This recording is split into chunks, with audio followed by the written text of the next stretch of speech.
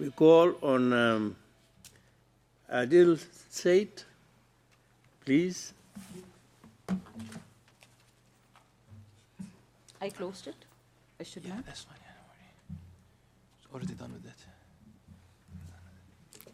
So what's your presentation? No, it's not this one. Well, do you have it in your SP or They had this it one? earlier. Well done. This one? Yeah, it's this one. Okay, that's Yeah, fine. very Very good. Yeah. Just closer to the mic. So, This one here. yeah. And that's okay. Okay. Good afternoon, everyone. It's good to be here with you. My name is Adil Sait. I'm an urban planner and a specialist in local economic development, and I'm currently doing a master's at the LSE. My presentation today will discuss how we can ensure sustainability through local economic development in African countries. First of all, before I begin, I'd like to thank Professor Ahmed and the organizers of this conference for preparing the session, and also the chair and the other speakers for their role in the session. So before I begin, I'd like to say that the role of economic development within sustainability has been contested over recent decades. We've been in a situation where we focused on various different challenges, and now we're in a period with the Sustainable Development Goals where there is a need for a more integrated approach to tackling development challenges. So what we've seen is essentially globally trends of urbanization and population growth creating a shift to focusing on the urban scale and the regional, and also thinking about how cities as opposed to countries might function in this new world. Environmental needs in terms of pollution, in terms of climate change, and environmental risk have produced different challenges and needs and responses. And we often think of the Brundtland Report and its definition of sustainability, the Rio +20 conference that set a new agenda, and the COP21 in terms of climate change, for instance. But it's not just about climate, it's also about vulnerability to environmental hazards, tornadoes, natural disasters, etc., that affect large parts of the world.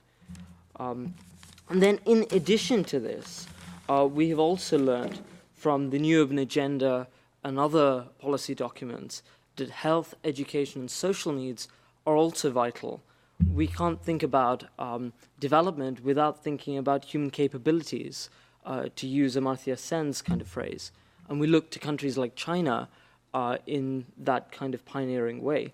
And then finally, we also think of infrastructure challenges. This is not just about roads, schools, hospitals, but it's also about institutional arrangements and governance, and how we implement policies to make a difference. So right at the end of this comes economic development. It's about employment, poverty reduction, and economic growth, which is part of a wider picture.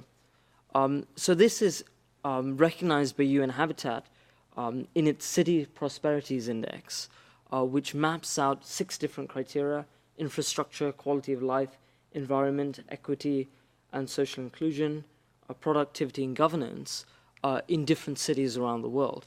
And what you can see here is that African cities, Lagos, Monrovia, Johannesburg, do much worse than their European, Asian, and American counterparts. And the question is, why is this? And what can we do about this?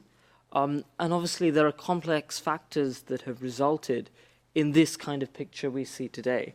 It's complex histories, contexts, and experiences that map the way, and not everywhere is the same. We talk about Johannesburg, for instance, and apartheid, or we talk about Liberia, an example that I'll come to just in a few minutes, where civil war, environmental and health crises have created a development challenge. So one of the examples that I've been looking at is that of Monrovia, Liberia. In the 19th century, for freed slaves in America, Liberia was said to be a haven from persecution. So for a colored man basely discarded by the land of his birth, he must immigrate to Liberia in Africa, which represents as being the only panacea for our wounds. However, this wasn't the reality that these people met in 1855. Instead, they basically reproduced the tensions and social orders that they found in America. And this kind of ethnic, religious, cultural kind of conflict ultimately led to civil war after decades of instability, which ruined the country's infrastructure.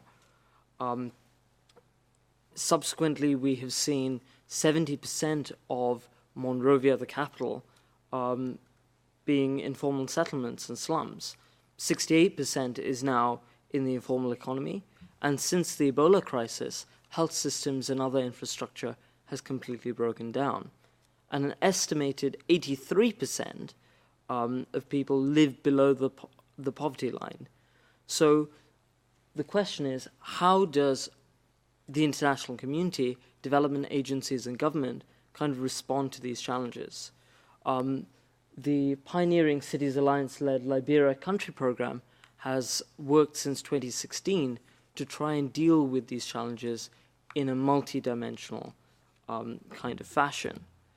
And the way that it's approached this is by looking at different components of what makes up sustainable development, from post-conflict and post-disaster reconstruction, the immediacy of humanitarian assistance, but also thinking about economic development in a wider kind of sense, thinking about what skills capacities exist at the local level, but also how we can best create institutional arrangements that benefit informal and petty traders who work on the ground.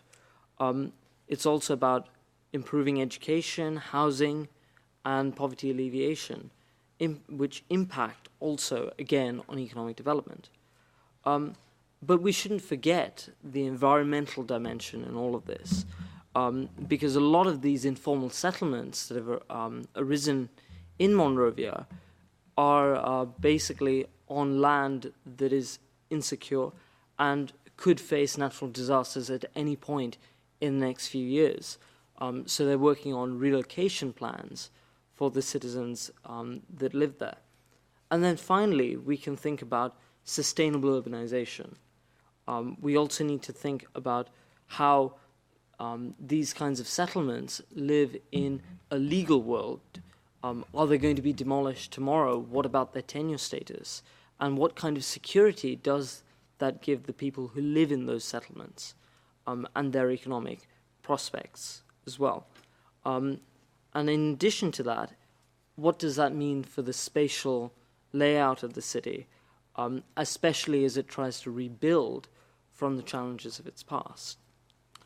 So this kind of model integrating these different elements talks about sustainable inclusive development as balancing these different kind of dimensions, but also thinking about things that are often missed in the world of African development, things like post-war reconstruction and post-disaster reconstruction, which are often neglected in the debate on city prosperity, where we are trying to map things in a context that isn't difficult, to one where we're recognizing different capacities, different capabilities, and different understandings of what the world should be.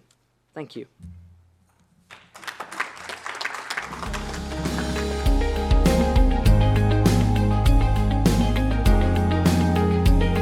So please remember, if we all help and do a little bit, it will make a big difference.